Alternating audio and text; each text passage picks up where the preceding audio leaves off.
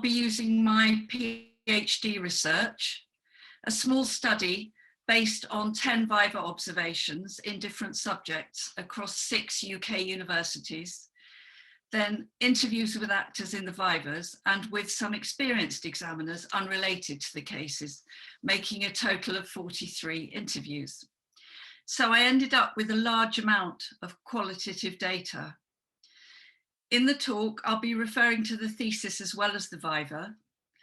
And when I say thesis, I mean written text, including portfolio, or an artifact plus analytical account. As we progress, please put any questions in the chat. Janet's kindly going to manage that for us. And the slides will be available after the talk.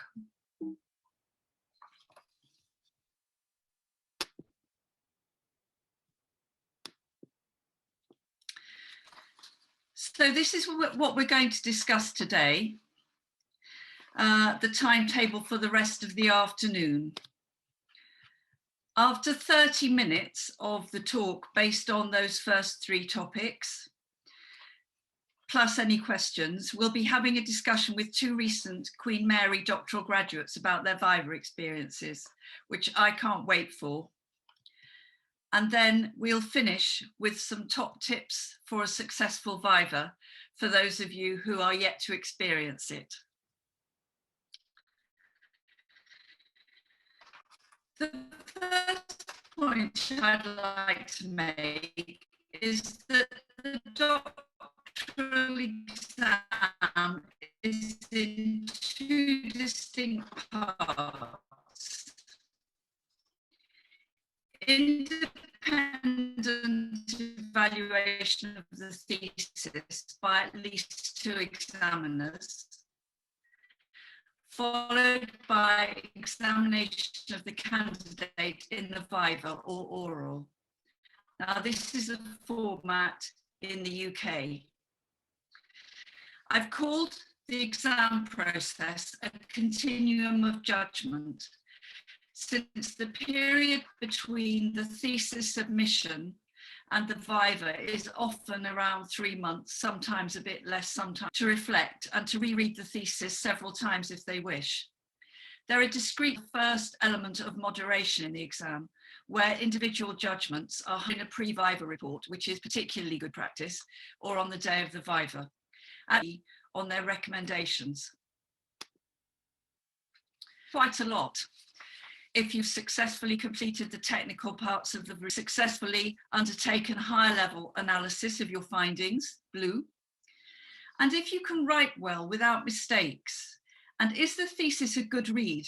That's really important for the examiner. Is there a golden thread running through it of coherence?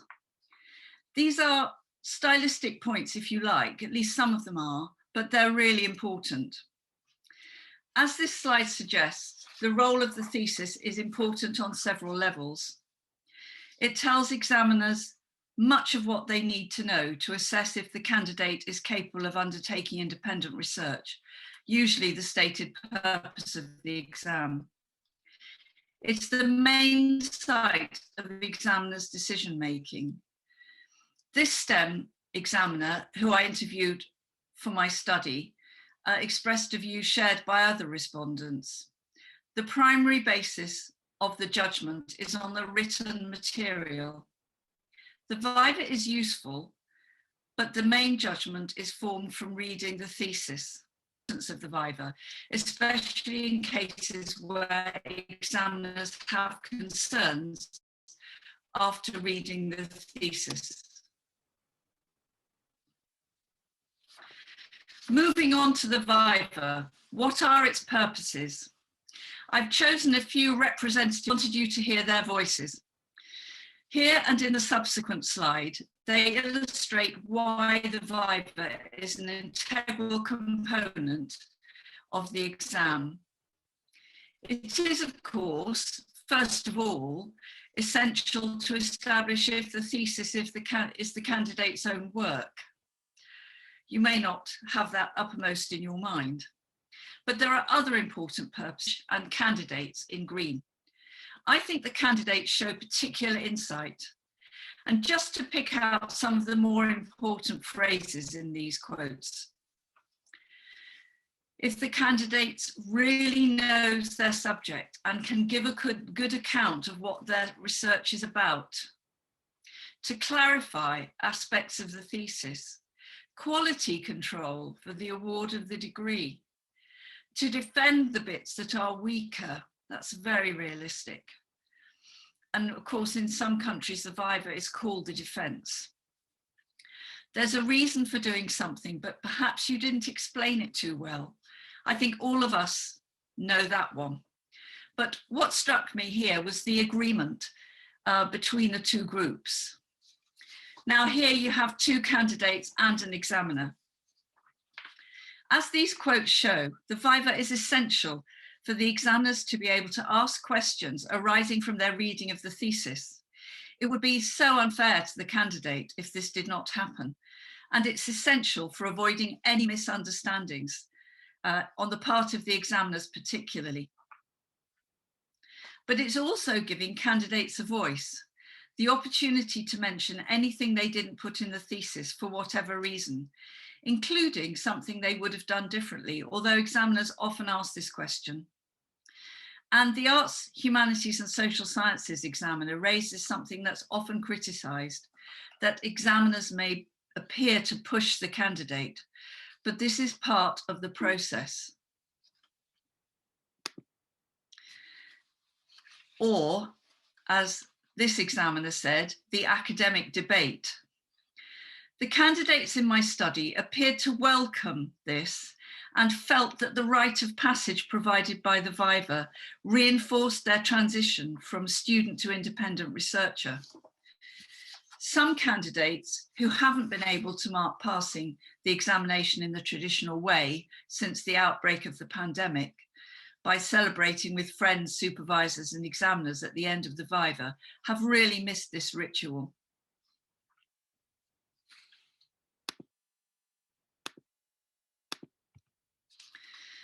Now, I guess it's quite interesting to know how the viva actually affects outcomes. And I found several examples of this, well, many examples actually. And in this quotation from a STEM examiner, there are several important points. This quotation actually summarizes the views of many respondents. Of course, it can go both ways in the viva, although I had no examples of anyone failing. That's most unusual. Examiners are looking for the thesis and viva together to provide evidence of the candidate's achievement. Neither has to be perfect, but together they show what you can do. The viva becomes more important if the examiners have concerns after reading the thesis. But that last sentence sums up what happened in all the vivas I attended. Examiners are making a summative judgment, yes, but they also treat it as a learning opportunity for the candidates and give constructive, formative feedback they hope will be helpful. The examiners I observed and interviewed also appeared to have reasonable expectations, which currently have to be even more flexible because of any pandemic-related disruption to research. Now, I'm going to give you two examples from my cases that show how the viva actually influenced examiners' judgments. I've chosen them because they represent quite different situations and because the outcomes were different after the viva, but in different ways, in opposite ways, in fact. So in this case study 1, before the viva, the examiners had in mind the possibility of recommending minor corrections. But after it, this candidate was required to undertake major corrections to be completed within 9 months. These included changes to each chapter and redoing the statistical analysis, which, as it stood, did not do justice to the results of the experiments. The statistical weaknesses meant the candidate hadn't used enough data, had restricted what was being tested, and had not made the most of the richness and variation in the data. The candidate was most appreciative of the examiner's feedback, as they were entering an academic career already with a postdoc arranged, and realised they had a gap in their understanding of statistics that needed to be addressed, and that the quality of their thesis would be important for them. They had also learned about how to attribute other authors. Knowing the candidate had secured a postdoc position affected the examiner's recommendations to improve the quality of the thesis. The quality of the thesis here contrasted starkly with the outstanding experimental work of the candidate, who'd undertaken basic science techniques themselves in the lab to produce high quality data. They'd experienced challenges in accessing data due to a shortage of patients, together with a change of supervisor at a critical time. The examiners had concerns before the viva that they might have to ask the candidate to resubmit the thesis, but after being completely reassured of the candidate's knowledge, understanding, and contribution to the field, they recommended major amendments to be completed within 6 months. This also took account of the candidate's ongoing work commitments and that they were an international candidate. So the different time periods allowed in the two cases reflected the amount and nature of the work to be undertaken and the candidate's individual situations. But the striking point is that in case one, examiners had expected the outcome to be minor, not major amendments. And in case two, the opposite was true. That is why I chose these cases, although I'd really have liked to show you all 10 because each was illustrative in its own way. The cases also show the importance of the viva in making fair judgments. Now I'm going to turn to a different part of my research, which was about what attributes examiners seek in candidates. And from my observations and interviews with examiners, supervisors, and candidates, I was able to identify a typology of 4 groups of attributes. Now, I'd already started to research this, and I'd written a paper with my main supervisor, which I published during my degree. But my doctoral study actually enabled me to build on this typology and to confirm some of the things that were emerging from my earlier research. So these 4 groups I put in categories of originality or contribution to knowledge, publishability, research competence, and intellectual rigor. Supervisors are often examiners too, so I found much in-depth knowledge among my respondents. There was a striking amount of agreement around these attributes, although of course there were some disciplinary differences, especially in research competence, because of the nature of research in different subjects. There were also differences in terminology around originality and contribution to knowledge. While all those who pass reach a threshold level, some achieve a higher level. And in STEM subjects, all successful candidates display originality, but few make a contribution. Whereas in arts, humanities, and social sciences, all make a contribution, but few are truly original. And I deduced from this that the concepts are the same among all the disciplines, but the terminology used to describe them is different.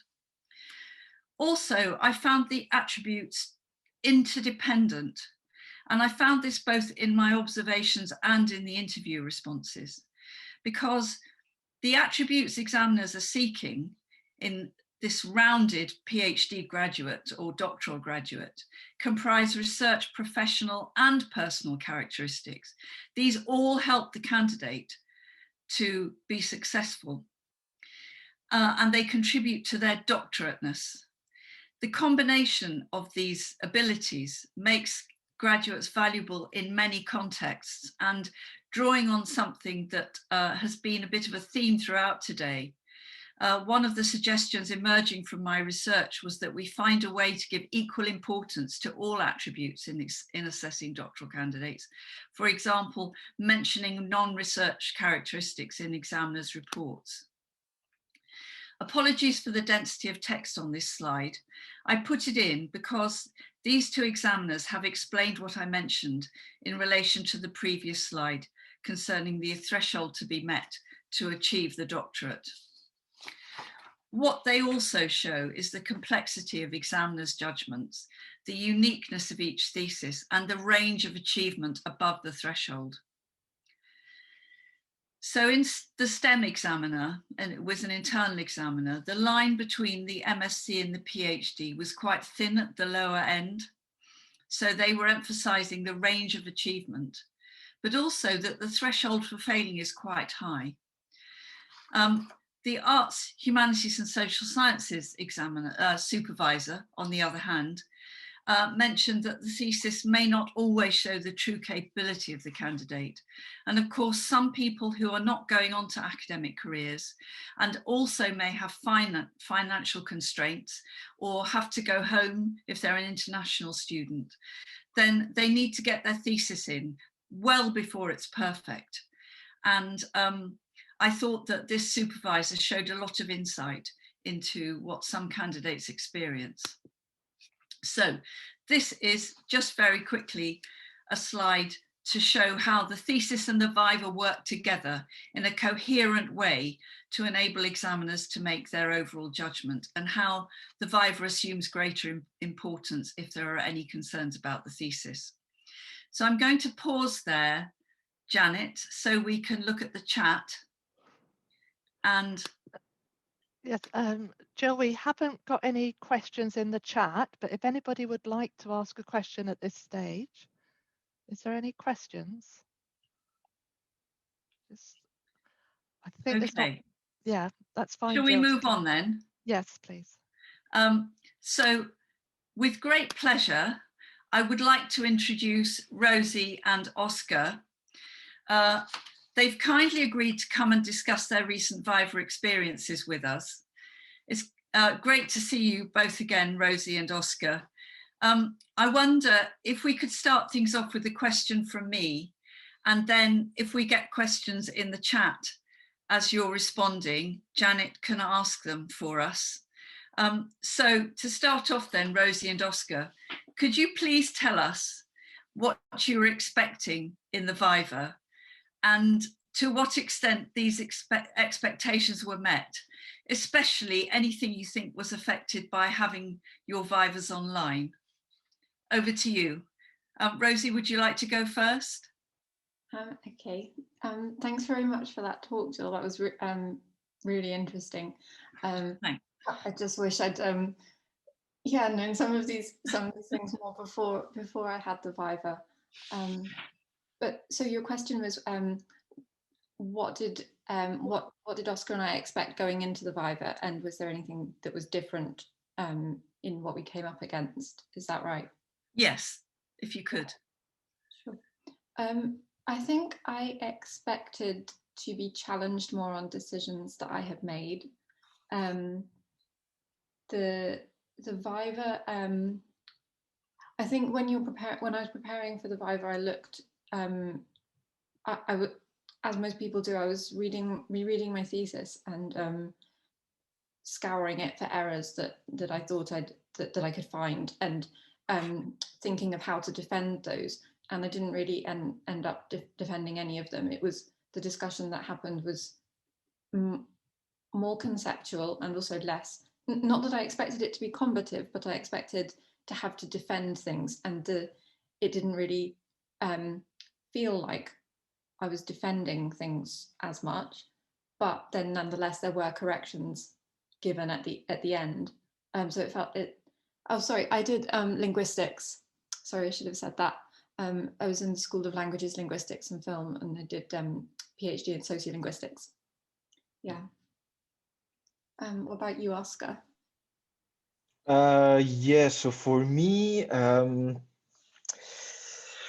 you're never exactly sure what to expect, but I think that my biggest error in what I was expecting and what turned out to not be actually that at all was actually being quizzed on the introduction and mostly what other people are doing. Because I think probably because I spent a lot of time on the introduction. My introduction was actually humongous. Was one of the first things that one of the examiners told me. It's way too long, and but anyways, so I spent most of the time preparing for the viva actually just reading the introduction, going through the all the publications I had, and actually when I got to the actual viva, we spent, I would say, about 10% of the time on the introduction, and each of them asked 3 questions, I think, on the introduction, and that was it. And which was funny, I remember, because I had, since it was online, I had another computer on the side with about 60 tabs open, all of them papers, all of them at very specific parts of papers, in case I would have to check what they were actually going to do. Post-its all over the place, and actually I never read any of the post-its, any of the tabs, nothing. Most of the stuff in the end ended up being a discussion about how did I plan experiments, how the experiments, what was their meaning itself, and then the last 10, that was about 80%, I would say, of the viva, and then 10% of the viva, the remainder was basically the discussion. So how I thought that my work in general made sense within the scientific community, I would say. And so yeah, I think that was the thing that I kind of like thought it would be much more about what the scientific community is actually doing, and, you know, testing my knowledge, when in the end it turned out to be more testing what I had done, actually. Okay, thank you very much for those introductory remarks. Very revealing, I think. And did either of you think that it was a disadvantage to have to do your viva online? How was that for you? That's a good question. I thought that, I mean, I hope that it was just the same, that the considerations of the examiners were the same as they would have been had they been in person. There were logistical advantages in that there weren't worries about a delayed train or something.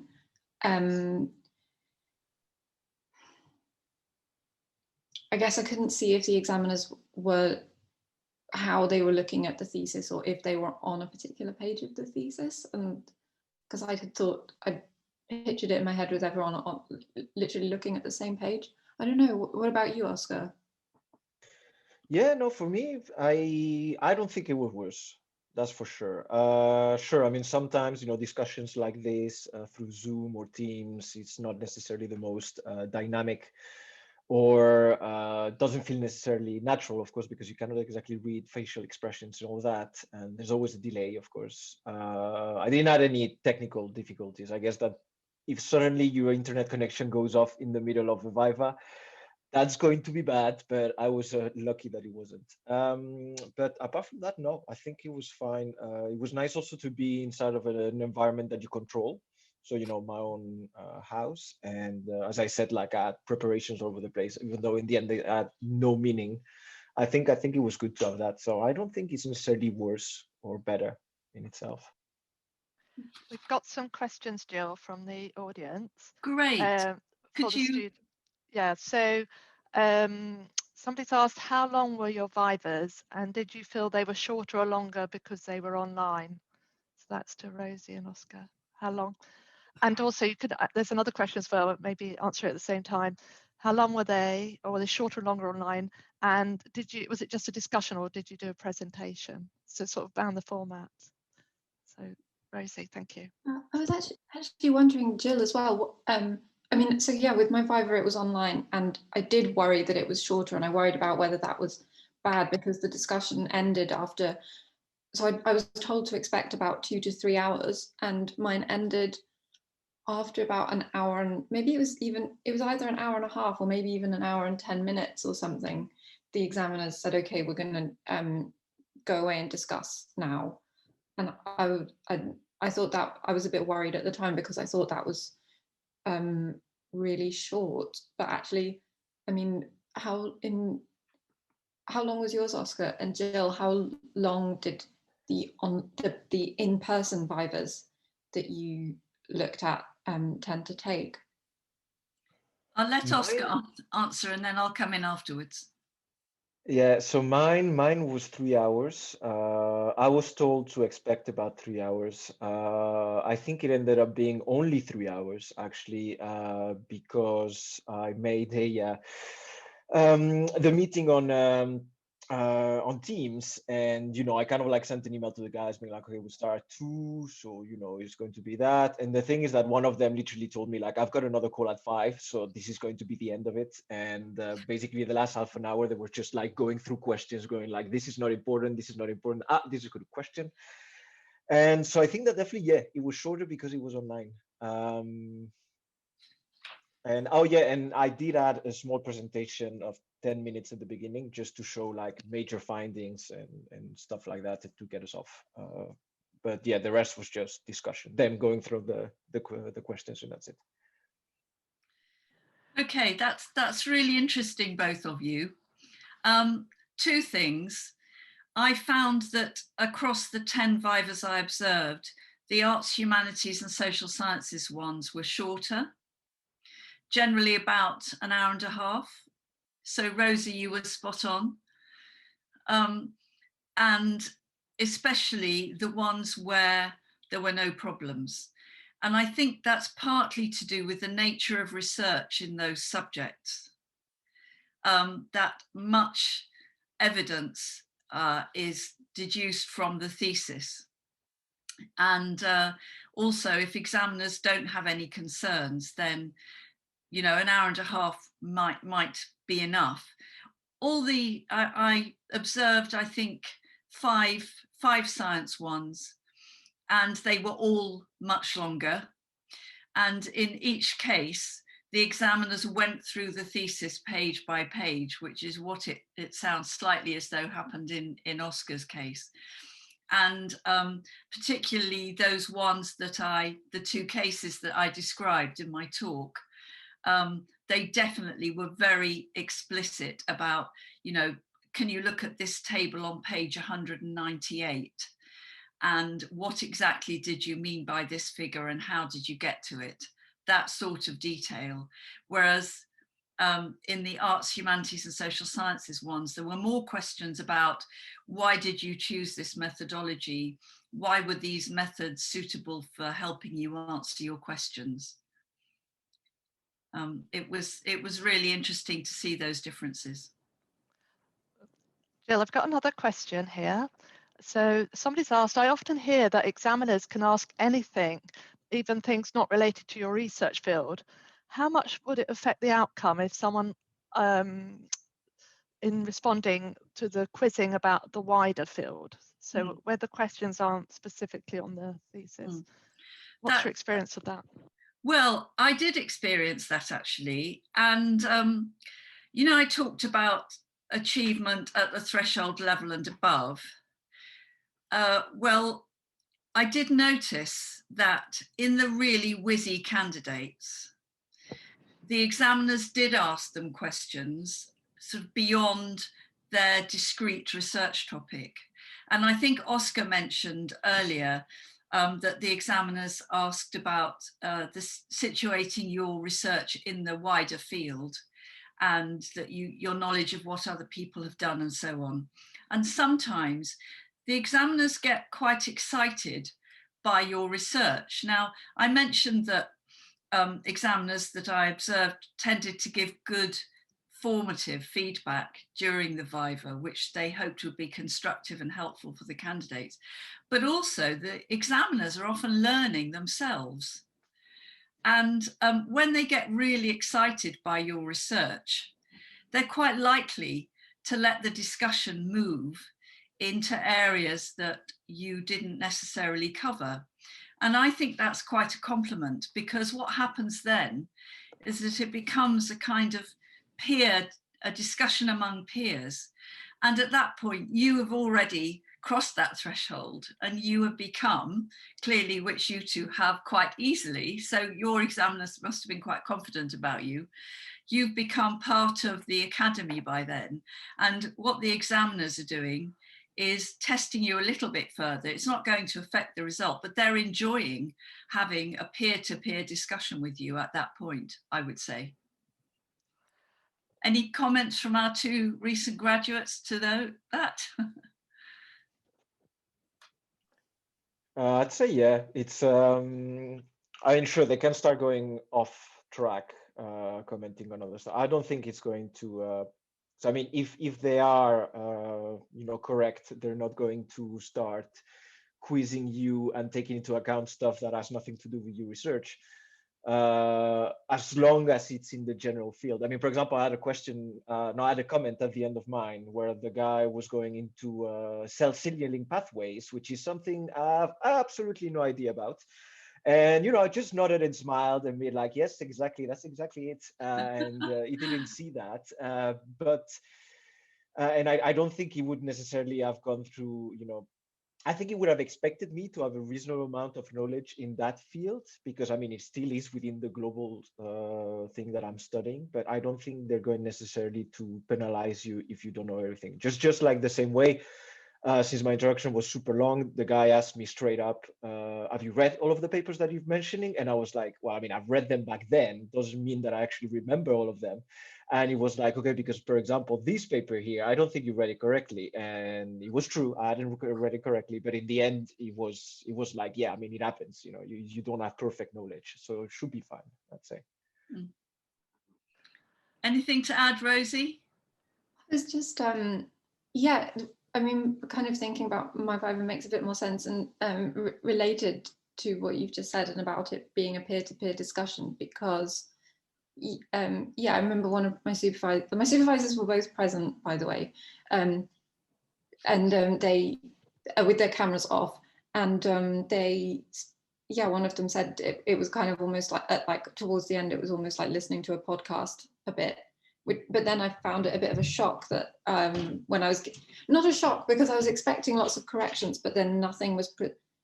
There was, then at the end there was a long list of corrections, and I came away from it feeling like I'd done really badly. But yeah, I suppose it's suggestions to improve, and especially to find the golden thread, like you said, to find the to make the contribution and the coherence through the thesis clearer. Thank you both, great comments. I've just finished that bit of the discussion by saying, if any of you out there have yet to experience your Viva, the examiners won't introduce those wider discussions unless they're very confident that you can cope. So if that happens, you've already got it. So don't worry about it. Gill, I've got some questions about your study. Okay. Yeah, so a couple of questions. I've got, did you study any literature candidates? And no, okay. And what were the longest and shortest deliberations by the examiners in the study? Excellent. I'm really glad that's come up. The longest was over an hour. And of course, I've just explained that I was allowed to go to these Vivas. It took me 2.5 years to gather my data instead of 9 months, because of course there were lots of ethical questions and everybody involved had to agree to somebody being there.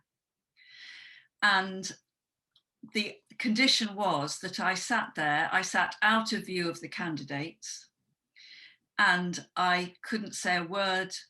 I could write, but I couldn't record anything. So I did a lot of writing in those 2.5 years. One criticism you could make of my research was, well, everybody behaved differently because you were in the room. But I promise you that after the first 5 minutes, everybody was totally intent on the examination. It's a very intense experience, I would say. So I'll tell you about one particular case, neither of the ones that I've been through with you already. So this was a media studies Viva. It was tense from the beginning, not just intense, but tense. And I felt that the examiners had slightly different perspectives on the thesis. I felt that the candidate hadn't really wowed either of the examiners. They both had concerns, but they were different. And those kind of played out during the viva. Both the candidates' supervisors were in the viva and were extremely helpful because the examiners turned to them a couple of times for clarification only. It was quite proper. And there was an independent chair in the exam, which we haven't come onto so far. But I'm going to say something at the end about top tips and so on for the viva. And this candidate, English wasn't their first language. And I felt during the viva that maybe they weren't completely understanding some of the points that the examiners made. It sounded like it was a very extensive study of, and it was about basically the freedom of the media in 4 different countries. And they had done an awful lot of work. And possibly the examiners thought that they could have done a better analysis of their work in the thesis. And it turned out that the first parts of the thesis didn't really add to the candidate's argument. So I felt really tense. I picked up lots of tension during the viva.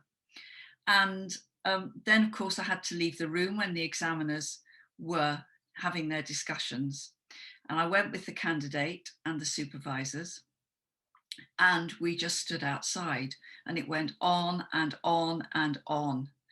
And it was at least an hour and a quarter. And I was beginning to think, well, it was a long way from home for me. So I was beginning to wonder whether I'd get home. But of course, it wasn't about me. It was about the poor candidate suffering and wondering what on earth was going on. However, we went back in and it was fine. It was just that the examiners were being very rigorous, and in this particular university, so this is an important point, the examiners were required to come up with a summary of what their recommendations would be before they left. And this university insisted on that. Now, normally that doesn't happen. They come to an agreement about what they're going to say to the candidate. So there shouldn't ever be any surprises in the examiner's report. But so they'd had difficulty in agreeing the extent to which they could ask for corrections for this candidate because they were going home. So I think an hour and a half is the longest. The shortest was probably about 15 minutes. That's rather a long answer. I hope you don't mind. But that's great, Gill. Thank you. I've got another question about examiners here. And this is a question for you. Did you look at or notice any gender differences in how examiners examine or their attitudes towards male, female candidates? Yes. I thought something like this might come up. And so earlier on, I was outside trying to, make sure I was nice and fresh to come to this talk. And I thought, now, did I notice any sort of racial differences, gender differences? And actually, I didn't notice any. I think perhaps some of the, well, no, I can't say that. I can't even say that because one of the female candidates was super duper confident. I mean, almost telling the examiners what they should be asking. It was incredible. I mean, not in an arrogant way, but that person was so on top of their research. And that was one of the ones where the examiners I know were learning during the viva. And the one I've just mentioned, I've got to be very careful because I need to make sure that you can't identify any of these candidates ever. But I found the female candidates like more confident, if anything. It was so interesting and very well able to communicate their research. I mean, I didn't notice any differences among the disciplines for that. But I did notice the fluency of the female candidates in particular, now you ask me. I didn't notice the examiners any examiner, and there were some female examiners, I didn't notice any gender bias or differences. They were just completely homing in on the candidate's work. I had one really interesting viva where it was a filmmaker doing a PhD by published work. And that was fascinating because the candidate had produced, in the words of one of the examiners, two brilliant documentary films. But because they were doing their research by publication, their PhD by publication, they had much less time than most of us do, whether we're full or part-time, much less time with their supervisors, much less guidance about how to situate your research in the field, etc. And that person had a bit of a tough time, but only because they hadn't realized how they needed to structure their thesis and, you know, the analytical account surrounding these two documentary films. And they were going on to have a part-time teaching role. So they really needed to, you know, redefine their thesis so as to situate it properly in the field of documentary. But no, I didn't really notice, apart from this, the communication skills of the female candidates, I didn't really notice anything else. I've got a question about, it's interesting that you mentioned you notice their confidence, because we've got a question about anxiety. And one of the questions about if you've had any experience with people who just went blank or had a panic attack, and how did the examiners respond when the person just went blank? Yes, I did experience that. So in the viva that I was telling you about, where the examiners took an hour and a half and left us outside for an hour and a half, that candidate did go blank. And the examiners were both very experienced, very skillful. And that was one of the points where they turned to the supervisor for a factual answer to something. And I thought perhaps the blankness of the candidate on that occasion was to do with a language difficulty, or you know, I don't mean basic language, I mean the phraseology that the examiners had used. And in fact, the candidate asked the examiners if they would ask the question in a different way, rephrase it. And they did. They were very forgiving, very flexible, and they then asked the question in two completely different ways. And the candidate then motored on perfectly happily. It was fine. Oh, that's really great to hear that you know, getting that rephrasing is really, yeah, it sort of moves the whole situation on. Yes. I have a question for Oscar here. Oscar, were there any suggestions from the examiners that you didn't agree with? Yeah, just before I answer that one, I'd like to comment on the one before, because it did happen also to me that I blanked in one of the questions. And you've got to think also, because the thing is that I went like, okay, this is, you know, my brain went a bit out. And then I stopped and I asked the supervisors very calmly, like, you know, this is a tough question. Can you give me a minute for me to get my thoughts in order? And the guys, of course, obliged. And it did take me a full minute to kind of like come back from that, which of course is a bit anxious because during that full minute, it's absolute silence and you're just like, I think they're judging me. But don't worry about it. Like you get your time to answer questions. That's why also I think vivas are long. It's just because, you know, there's a lot of things to think about. Anyways, and for yes, there was actually a couple of recommendations which I absolutely did not agree with. But so, for example, one of them was on statistical numbers, and all of my experiments had an N of 3 because in biology, you know, 3 biological replicates is, you know, standard procedure for most experiments. And the guy told me that no, that I should change that to 5 or 6. Well, I mean, in the future, of course, because at that point you cannot redo 3 years of experiments just to add numbers. And because then he told me that for me, well, as he was saying, like for me, the higher the n number, the better. And it's something that I absolutely do not agree with, because if the n number is high enough, then everything is significant. But when you see the guy telling you this, you're like, I'm gonna shut up, because this guy is deciding on my faith, and he seems to have a set point and a set view on this, and I don't think it's worth engaging in debate. So I just I smiled, I nod, and I went, yes, I'll do that in the future. And that was it. Thank you, Oscar. Rosie, did the examiners talk to you about the publishability of your thesis and your work? I actually can't remember that. I'm not sure if they did. Maybe it's not publishable. I don't remember whether they said anything about that or not. And Oscar, did they say it to you?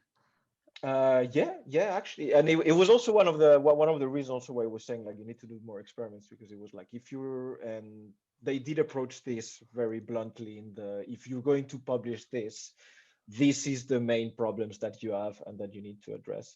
And it was also very good, because in the end, one of the results, which I did not necessarily find major, one of the guys, who is actually quite a well-known guy in the field, was like, these results, I think people need to know about. And I was like, well, that's cool. Thank you very much. That's great to hear. But yeah, there was definitely a publication, mentality, which is maybe because it's a STEM field. Thank you, Oscar.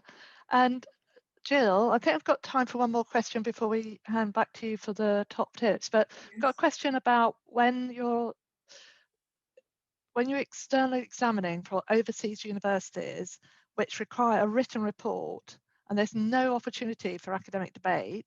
Have you suggestions on what to focus on when you're writing that report for overseas universities? It's a different system. That's quite a challenging question. I'll have a go though. First of all, I would say familiarize yourself with the system in that country. Look at other theses that have passed in that country and in that discipline, in your discipline, and look to see, what the content is and so on. But other than that, I would say that disciplines normally transcend countries.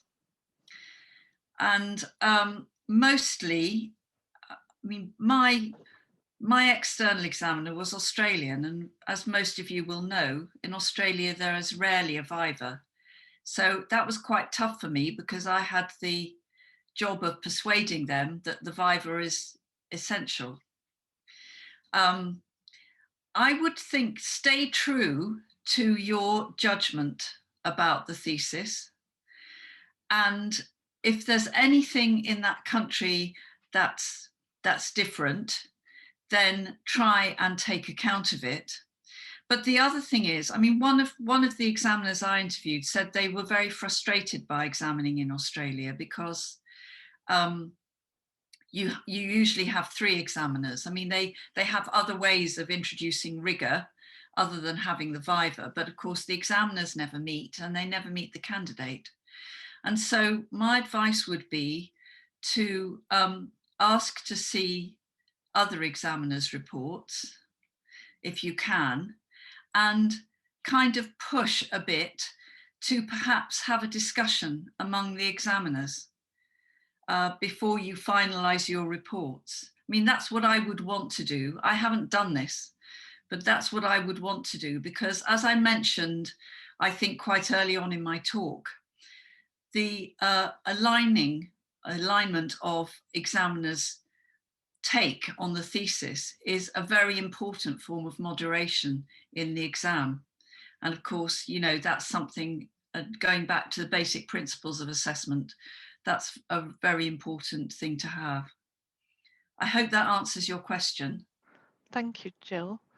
I think we have to move on to the top tips, but just to let Rosie and Oscar know, there's a couple of questions at the end in the chat. If you could answer that in the chat so I can hand back to Gill. There's just people asking about whether you'd publish before your viva. So if you could answer those questions via the chat. And Gill, I'll hand back to you. for your top tips. Thanks, Janet. I will quickly say that publishing before your viva is very discipline specific, and some STEM disciplines and economics are portfolio, and they're expected to have 2 or 3 publications in the thesis, topped and tailed by introduction, analysis, etc. But in arts, humanities and social sciences, it's sometimes a bit more difficult to publish before you submit, just as a bit of an aside. Okay, so I'm going to thank you properly at the end, but thank you very much, you two. Great input. Now, before I go through these, I just wanted to mention that there's some good online materials on the UK Council for Graduate Education website on the topic of the doctoral exam. There's guidance for conducting vivas remotely. There's a section for institutions, but there's quite a useful section for candidates if anybody's got an online viva coming up. And there's another document which is produced by one of my ex-supervisors and me that we use in sessions at my old university to help candidates prepare for the viva. So do have a look at those if you're interested. Now, what I put up here is the bare minimum that I could squeeze onto a slide. And I'm sorry my presentation has been a bit text heavy, but it was the nature of what I needed to get over today. So these aren't rocket science, but they're useful to bear in mind, I would say. And the best preparation for a good viva is an excellent thesis, which will enthuse examiners and make them excited to meet you. I can't emphasize that enough. I saw a lot of excitement among examiners when they were about to meet the candidate. The mock viva, incredibly helpful, although it can't, of course, predict questions you'll be asked in the real thing. So don't think it's a complete dry run for your viva, because every viva, every doctoral exam is unique. Your thesis is unique, you are unique, and the examiners have never been in a room with you or online with you in this situation. But the mock viva will really put you on your toes. Try and do it about a week before. I had a disastrous mock viva, much more difficult than the actual event, which I really enjoyed. So when you're revising your thesis, I've said reread it in the week preceding, it might help you to summarize the main points that you want to get across in the viva. You know, strengths and anything you might be worried about. As Rosie said, I think she prepared to answer things that she was worried about and then the examiners didn't ask. Well, that doesn't matter, but be prepared. So going back to the freezing question, there's no harm in a pause during the viva while you think about how to answer a question, or in asking the examiners to rephrase a question if you haven't understood, or if you need a short break, it's fine to ask. And in these online vivas, there should surely be an independent chair who will tell you that at the beginning. And because you've had progress exams throughout the programme, it's very unlikely anyone will fail. Remember that. Be confident. Remember you're the world expert and you won't have cheated, so you're not going to fail. And examiners want you to be analytical. So it's okay to highlight strengths and things that you think you could have done better. Not a problem. And in the preparing for your viva document on our website that I mentioned, there are some examples of questions that examiners often ask at the beginning, during, and at the end of the viva. So have a look at those. I'm sure you'll all be really well prepared. So I think we're coming to the end of the session. I just wanted to mention something that came up that Oscar responded to about not agreeing with the examiners. That's absolutely fine. You can be accommodating and say, oh yes, that's very interesting, even if you have no intention, or like Oscar, you have no opportunity of doing it differently. As Oscar said, I think with a lot of insight, these people are, you know, just going to be judging you at this point. So there's no point in arguing, even if you know that you're confident. Anyway, thank you so much. to Rosie and Oscar, who really enlivened this session, I think.